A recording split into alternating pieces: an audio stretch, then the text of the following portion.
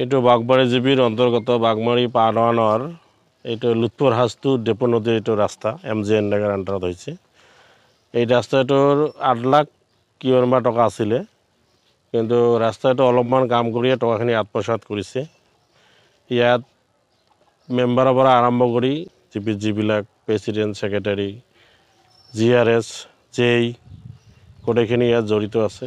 এই গোটেইখিনি মিলি টকাবিলাক আত্মসাৎ কৰি আছে। কিমান টকাৰ কাম হৈছে? ইয়াত 1.5 লাখ 2 লাখ টকাৰ মান কাম হৈছে। আৰু ইয়াৰ ওচৰতে এটা 4 লাখ টকাৰ ৰাস্তা আছে, তাতো অলপমান 60-70 হাজাৰ টকাৰ মাটি কাটি আৰু নাই, ৰাস্তাটো নাই, টকাখিনি আত্মসাৎ হৈছে। এনেকৈ বাগমাৰী জিবিৰ যিমানবিলাক ৰাস্তা আছে গোটেইখিনি টকা 60-70, 1 লাখ 2 লাখ টকাৰ কাম কৰি 10 লাখ 12 লাখ টকা উঠাই লৈছে।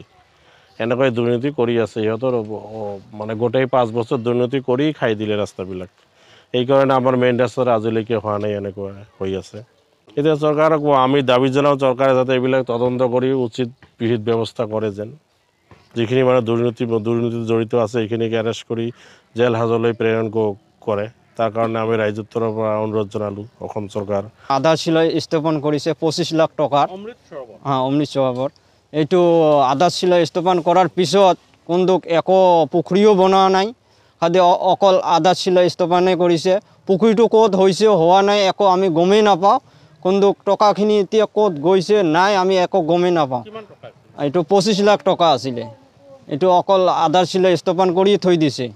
তাৰপিছত বাগমাৰীত যিখন ৰাস্তা আমাৰ 3টা শাখাৰ, মানে বাগমাৰী গ্ৰাম পঞ্চায়ত 3টা শাখাৰ এটা ৰাস্তাও হোৱা নাই।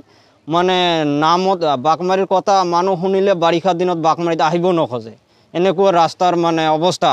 এতিয়া আপোনালোকে চাব পাৰে বাৰিষাত হ'লে মানে আপুনি আহিব নোৱাৰে, এইটো চবেই জানে। এইটো মানে কৈ লাভেই নাই। ডাঙৰ ডাঙৰ মানুহ আছে মানে কিন্তু গাড়ী মটৰ আহিব নোৱাৰে, মানে বাৰিষাত খোজকাঢ়ি আহিব লাগে। এনেকুৱা দুৰ্ভাগ্য মানে ৰাস্তাত আমাৰ মানে ৰুব লগা হয়।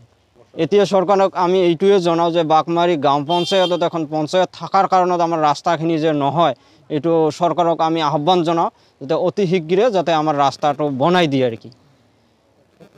আৰু পুখুৰীটো ক'ত হৈছে ওইটা উচিত তদন্ত হ'ব লাগে, তদন্তটো কৰি পুখুৰীটো বনাই দিব লাগে। কিন্তু আধাৰশিলা স্থাপন হৈছে কিন্তু পুখুৰীটো হোৱা নাই, এইটো চৰকাৰে উচিত তদন্ত হ'ব লাগে।